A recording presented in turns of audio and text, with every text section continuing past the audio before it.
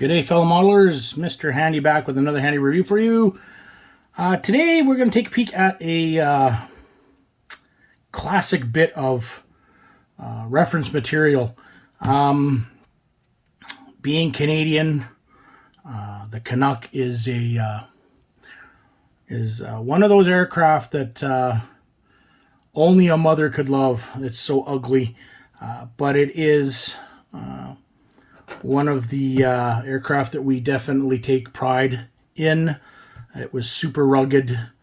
The CF-100 Canuck, or as we affectionately called it, the Clunk. Our first interceptor, jet interceptor. I was able to find this. It is very hard to find reference material on the CF-100. It's very hard to find anything for the CF-100. Hobbycraft did do a 1/72 and 1/48 scale model. They are not the best. As you saw earlier on one of my reviews, Flightline Engineering did a very nice cockpit set recently, a 3D printed cockpit set for the 1/72 scale. Obscurico also did a nice cockpit set and extras as well for the 72nd scale Hobbycraft kit. So trying to find references are very hard. There's a few books out there. Probably one of the best is I believe it's called the Avro CF-100 by Milbury. It's probably the best reference material that there is. I know that there's another one called Canucks Incorporated, and there's this as well, which is done by SMS, or which was done by SMS Publishing. And then there was another one that was just recently released, and it was all side views, as far as I understand, by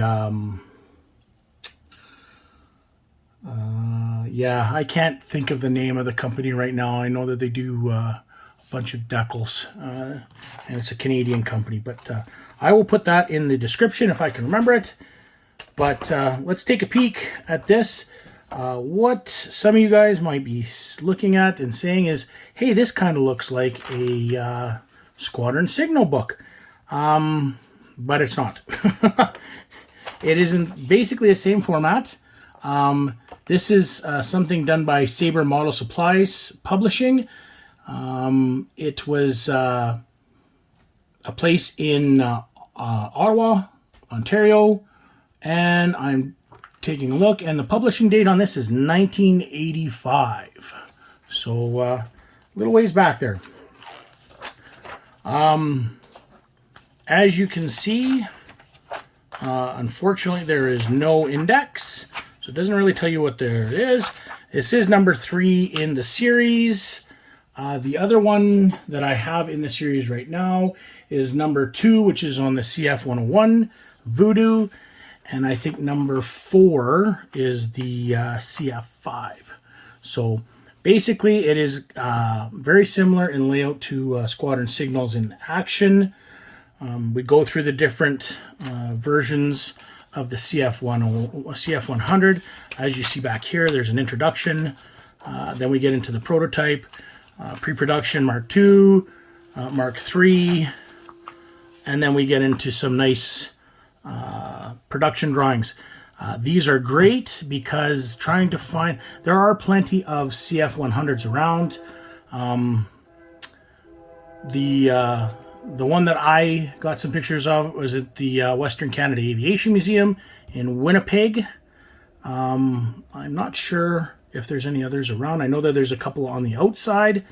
There's one outside of the Aviation Museum in Calgary, just sitting out in the rain, unfortunately.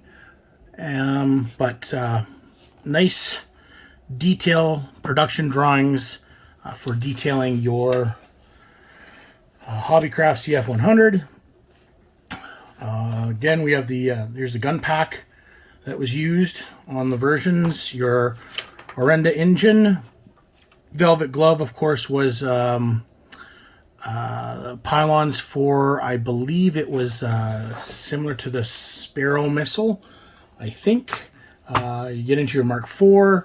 Nice pictures of the radar. We take a look at the rocket pods. So here's your rocket pods for the wingtips. And, of course, the underside tray on the Mark IV. More stuff basically on the Canuck and the different versions of the the canopy. Nice exploded view of your Mark IV.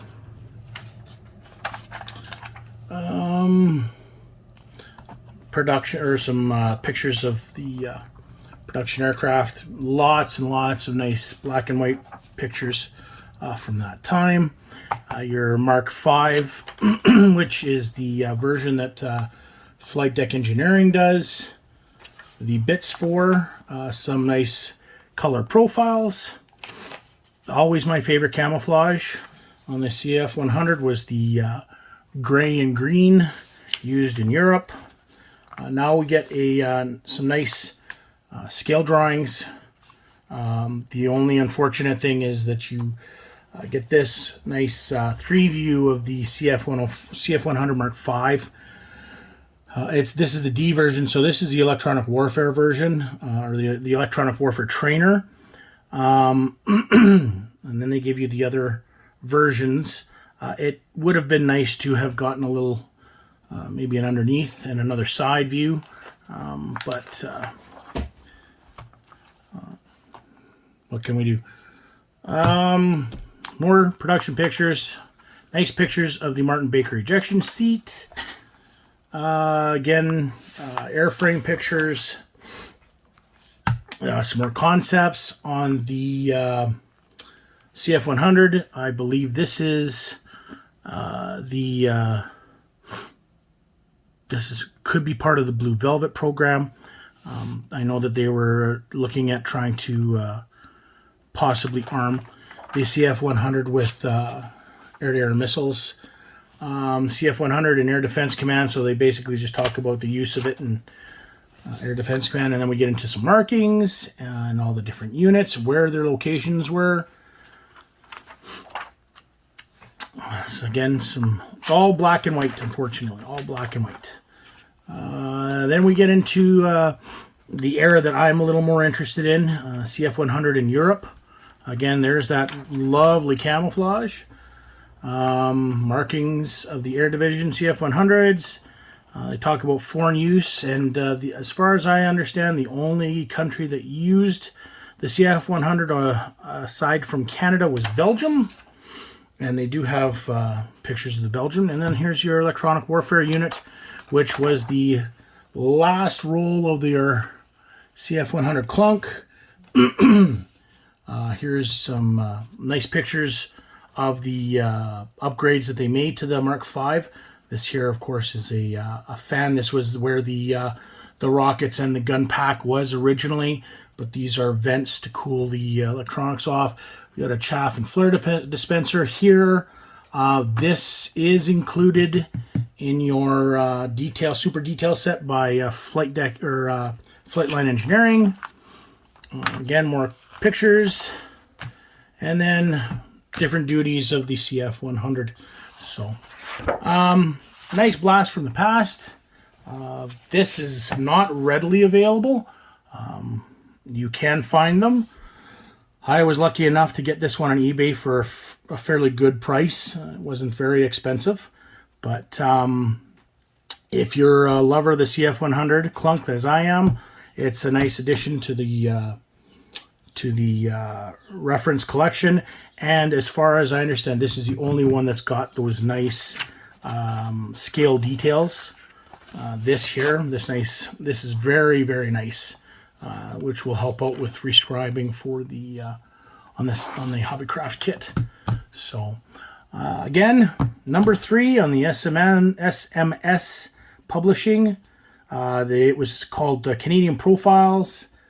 So I'm not too sure what the first two were. Like I said, this is number 3. Oh, no, I'm wrong. Number 2 was the CF-100.